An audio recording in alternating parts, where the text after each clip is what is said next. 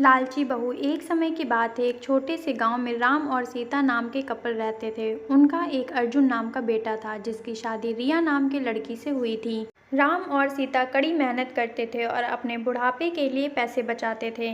रिया बहुत लालची लड़की थी और हमेशा अपने लिए और चीज़ें चाहती थी। जैसे जैसे साल बीतता गया, रिया का लालच और बढ़ता गया। वह अपने पास रखी चीज़ों से कभी संतुष्ट नहीं रहती थी। वह हमेशा अपने सास ससुर से महंगे तोहफे मांगा करती थी और उनके बचाए हुए पैसों से भी कुछ हिस्सा अपने लिए मांगती थी।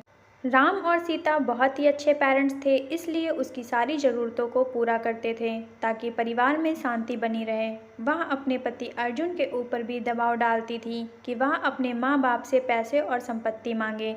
वह बहुत ज़्यादा संपत्ति इकट्ठा करना चाहती थी बिना किसी मेहनत के।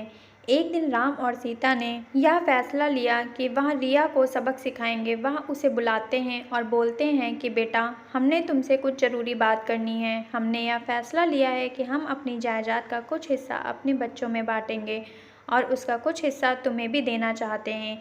रिया खुशी से झूम उठती है क्योंकि वह हमेशा से यही चाहती थी। लेकिन राम और सीता के मन में कुछ और ही चल रहा था।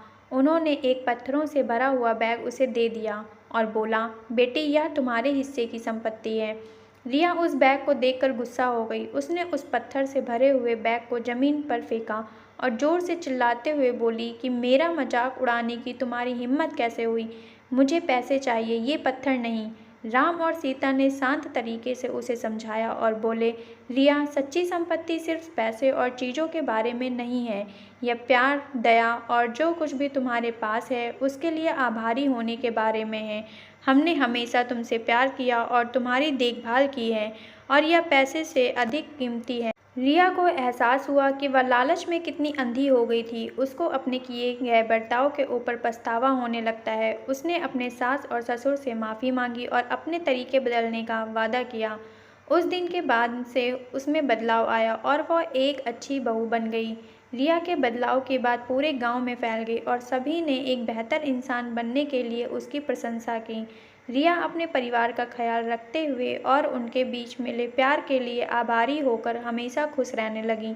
सच्चा धन प्यार और दया जो हमारे पास है उसके लिए आभारी होने से आता है, ना कि हमेशा और अधिक चीज़ों की चाह रखने से।